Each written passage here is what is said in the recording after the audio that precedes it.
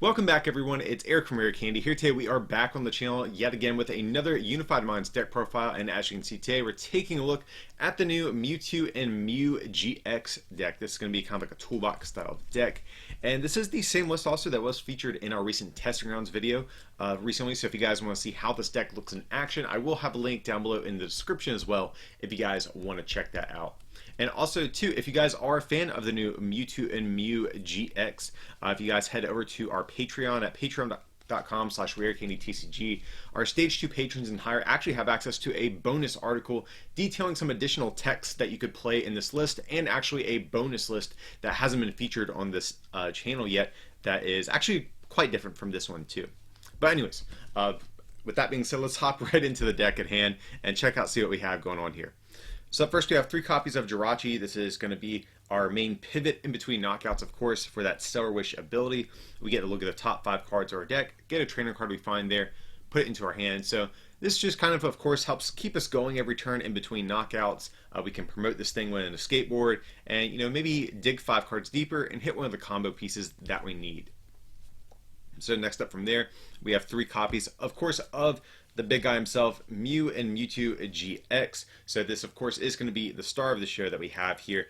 And we're mainly playing this for this ability, Perfection. It allows us to copy the attacks of any of our Pokemon GX on our bench, or I guess in play on our side of the field in general, and also in our discard pile. But of course, we do need the energy to use their attacks. So basically what we're trying to do is put a bunch of Pokemon in the discard pile and play, and just have a big assortment of attacks to pull from, and always have the most beneficial attack that we need in a given situation. So that's kind of the whole idea, and we play a variety of different GX Pokemon to copy attacks from, as we'll get to shortly. But also will point out the GX attack on Mewtwo actually is somewhat relevant here. 2 Psychic and a Colorist is 200, but if you have an extra energy attached, you heal all damage from all of your Pokemon. So sometimes getting the second Psychic energy cost is a little bit clunky to fulfill, but sometimes you do have access to this attack, and it is pretty good since we don't really have much in the way of non-attack based healing in this deck. So it's not usually our preferred GX attack, but it is one we have to consider. So going on from there, we have 2 copies of Reshiram Charizard GX. We are kind of primarily a welder based deck in terms of our energy acceleration. So Reshizard is a natural partner for that. And of course, being able to copy the attacks of Reshizard with Mewtwo and Mew is also going to be fine. So just to briefly recap on Reshizard, Outrage for Fire and Colorless, 30 plus 10 for every damage counter on this Pokemon. It actually is pretty interesting too, because we play Rainbow Energy in this list to kind of fulfill some of the weird attack cost of some of our other GX Pokemon. So Outrage actually has some kind of cool play sometimes where you can just attach a Rainbow and make your math work out a little bit better for the attack. So we'll point that out. That is something I do like about playing Reshizard in a deck with Rainbow Energy, specifically to knock out other Jirachis on your opponent's side of the field, because from there you can do 40, with weakness is 80, knocking out Jirachi. So that is kind of a fun interaction that this deck does gain access to. But it has Flare Strike as well, 3 Fire and Colors, 230, can't use the attack next turn, and then Double Blaze GX, 200 for 3 Fire Energy. But if we have 3 more energy, it does 100 more and goes through any effects on our opponent's active. So very, very strong one-shotting attack that we have here with Double Blaze. Flare Strike also pretty solid. The not being able to use it cause the attack really isn't even too relevant, because we have so many other attacks we can choose from anyways. So Reshizard, very, very good card in this style of deck. But getting on to some of the more interesting inclusions that we have, some of the more toolboxy elements in the deck, and other evolution-based attackers. First of which is going to be Altaria GX. So this is a card we're playing just for this Bright Tone attack for Fairy and Colorist is 50, and then your opponent's Pokemon GX can't do damage to you on the following turn. So that is pretty cool. You can wall against a lot of different decks. Now the big downside to this card in this format as opposed to the previous one is we don't have Choice Band. So a lot of times Bright Tone is really not going to be hitting for a whole lot of damage, but despite that, it can still set up 2-shotting attacks for you. Also in this format without Choice Band, Flare Strike doesn't sometimes quite get where you need to be. So sometimes you can even go Flare Strike, soften something up, and then Bright Tone, take a knockout, and be immune on your next turn. So there's different sorts of plays you can do like that. But basically forces your opponent into awkward lines of play, making use of some of their maybe potentially weaker non-GX Pokemon. Does have a couple of other attacks, but really Bright Tone's the main reason we're playing this card for. Next up, we have Solgaleo GX. This is going to be the promo one. So we're playing this one primarily for the Turbo Strike attack 2 colorless energy, does 120, and you attach 2 basic energy from your discard pile to one of your bench Pokemon.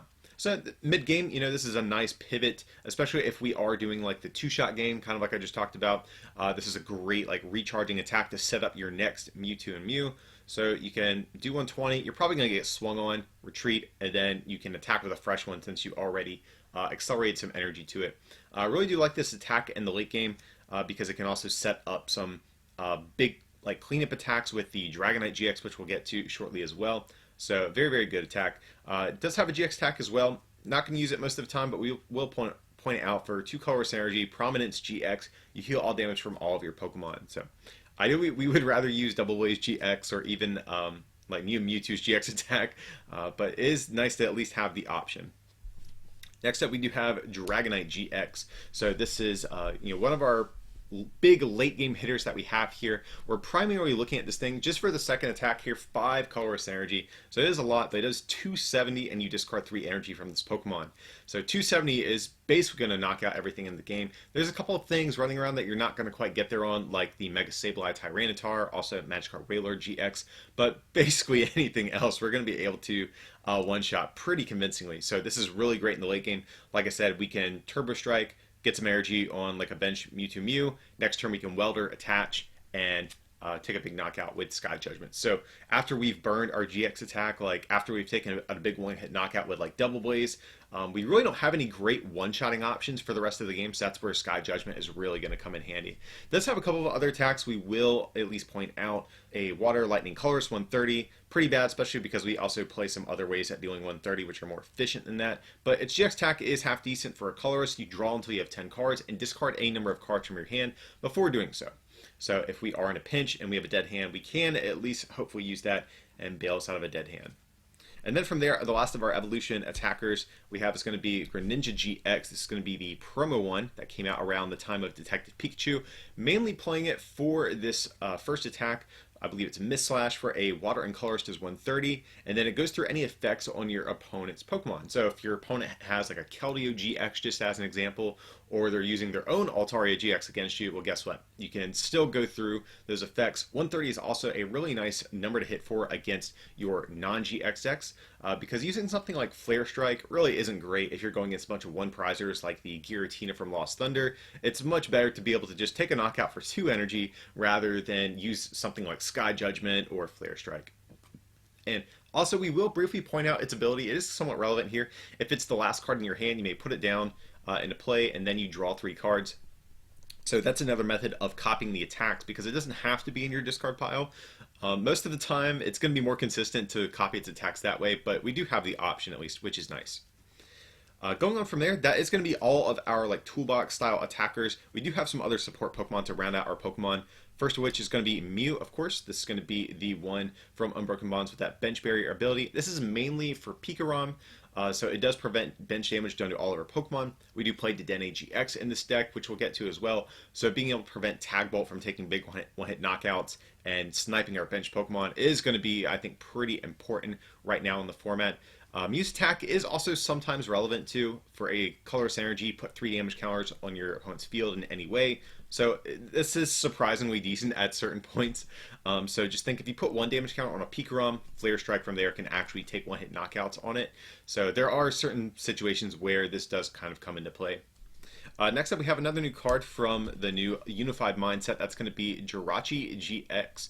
So we're mainly just playing Jirachi here for its ability. It's going to show off Psychic Weakness for all Psychic Pokemon in play, even your opponents. So of course we are very reliant on our Mew and Mewtwo GXs, and Mew and Mewtwo GX looks to be, I think, a potentially viable like one of tech in a lot of GX heavy decks. So this is, I think, a common card you could potentially run into in a lot of decks. So being able to show off weakness for us is going to be really important when basically our whole deck is kind of revolving around this guy. Also going to be good against Malamar decks because, of course, Giratina from Lost Thunder is going to be a big pain for this deck. I'm actually not even sure if the Jirachi GX is enough to really make that matchup winnable. You might need some additional techs, even beyond this, but it definitely is going to be very good and give you more of a fighting chance in those sorts of situations.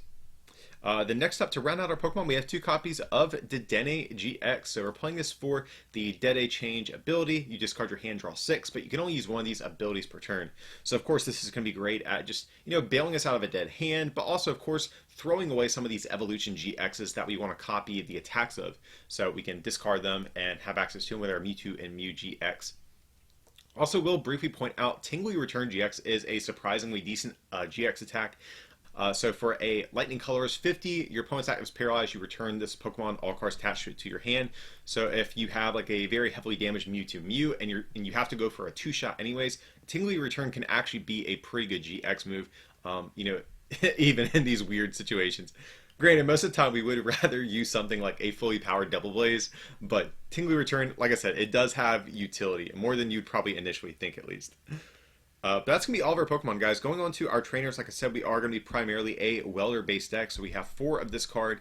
So we attach up to 2 fire from hand to one of our Pokemon, draw 3. So of course, you guys are probably familiar with this. We can slap down 2 fire, attach for turn, and use something like Double Blaze GX even on the first turn of the game. Take a 1-hit knockout on maybe something with less than 200 HP. So pretty nice. Of course, just going to be good at helping us keep our Mewtwo's and Reshizards powered up throughout the course of a game. Next up from there, we have 4 copies of Cynthia. So just a nice shuffle in and draw 6. But then from there, we have 2 of the new supporter Hapu as well. So this is another new card from Unified Minds. And it says, look at the top 6 cards of your deck. Pick 2 and discard the rest. So this is a card I really am not a big fan of in high counts, just because even though it is so aggressive and allows you to really dig deep, the discarding side effect can be pretty bad because there's really not too many cards in your deck you want in the discard. You want, of course, your 4 like evolution GXs in the discard pile, but beyond that, a lot of stuff you rather just kind of keep. So that's why I like the low count, but it is good at putting these other GXs in the discard since we don't really have many great discarding effects right now. But yeah, so it's, I think, a halfway decent card. It's really hit or miss, but definitely not a card I like in more than 2 or maybe even 3 counts. But it still seems kind of decent so far. I'm going back on 4th if I like this card though, but it seems to be doing okay so far at least. So next up we have 1 copy of Heat Factory Prism Star. Of course, discard a fire from hand, draw 3 cards. We are a fire energy based deck, so another great way to just dig a little bit deeper on certain turns and maybe hit some combo pieces that we need. And then from there we have 2 other new stadium cards that we're going to be looking at. So we have, well, I guess 1 new stadium card in 2 counts, and that's going to be the new Giant Hearth. I believe this card finally got revealed to be in English. But it's a stadium card. Discard a card from your hand, search your deck for 2 fire energy, put them into your hand. So it's like a Viridian Force kind of on steroids for fire decks. And this has actually been a really phenomenal card because it allows you to pitch away some of these GXs. So you can like Cherish Ball, grab yourself like a Dragonite, discard it with Giant Hearth, and then get 2 energies to accelerate into play with Welder. So it just has a ton of synergy, and I was really blown away by how efficient this card actually is. So really am liking this a lot in the deck. So those are going to be our stadium cards. Going on to our items, we have 4 copies of Cherish Ball. So Cherish Ball, another new card from Unified Minds, very, very powerful. We get search our deck for a Pokemon GX, put it into our hand. And that's it. No downsides like Ultra Ball, no discarding or anything like that. Though I would actually argue that would probably be better for this specific deck. But anyway, so this is actually really, really good because almost our entire deck is going to be made of GXs. Of course, the only Pokemon here we can't grab are going to be Jirachi and Mew. And I think for that reason, there is some consideration to maybe playing a 4th Jirachi, or maybe playing some copies of Pokemon Communication, just to be able to search them out whenever that you need to. Especially against Pikarom, being able to find Mew seems like something that might be a challenge right now. So I'll have to maybe experiment with Communication to see if there's merit to playing some sort of split. But the Cherish Ball just seems pretty solid as of right now. Next up, 4 copies of Acrobike. We get a look at the top 2 cards of our deck, pick 1, discard the other. So the synergy here is clear. We can hopefully pitch away one of our GXs that we don't need and just, dig a little bit deeper on our turns and try to hit those combo pieces. So just to speed up our deck a little bit. Next up, we have 4 copies of Custom Catcher. So this is our primary gusting effect that we have in the new format. So we get to play 2 at the same time and then switch our opponent's active with one of their bench Pokemon. So that's the primary reason we're playing this card, but it does have another effect. If you play just a single one from hand, draw until you have 3 cards. Sometimes it can be relevant, but most of the time we're trying to save both of them to play at the same time. Next up, we have 2 copies of Switch. So it's going to be the first of our like switching methods. Of course, just to give our board a little bit more mobility, especially something like Rhys that has like a 3 retreat cost, or even Mewtwo's awkward like 2 retreat cost. Switch can be very, very good. Then we also do have 2 copies of a skateboard as well. So skateboard, of course, primarily going to be for our Jirachis to enable them to retreat even while they're asleep. But also, too, this can actually be sometimes good against Pikarom because with the Raichu, Alolan Raichu, if you are walling with Altaria GX, I believe the status conditions still gets through. I'll double check that before I do look like a fool, but I'm pretty sure if I remember correctly. Yeah, it just prevents damage. So the paralysis does go through. So you can sometimes use this to retreat even through the paralysis of that as well. But primarily, it's just for the Jirachis here in the deck. Next up from there, we have 2 copies of Fire Crystal to allow us to get 3 fire energy from discard pile back into our hands. The synergy here is clear. We can get 3 back. Then Welder 2, attach 1 for turn, just to keep our Pokemon charged up. Then the last trainer card we have in the list is going to be 1 copy of Tag Switch. So Tag Switch is a card I've actually been kind of liking here. So you get to move up to 2 energy from one of your Pokemon or Tag Team Pokemon GX to another Pokemon. So this is good in a variety of uses. So think of something like, let's say we use Flare Strike to take a big one-hit knockout, and we have 4 energies on our Mewtwo Mew, and then our opponent throws up like a one-prizer, like a Giratina from Lost Thunder, just as an easy example. So it's really not very efficient to try to attack with another Flare Strike or Sky Judgment or something like that.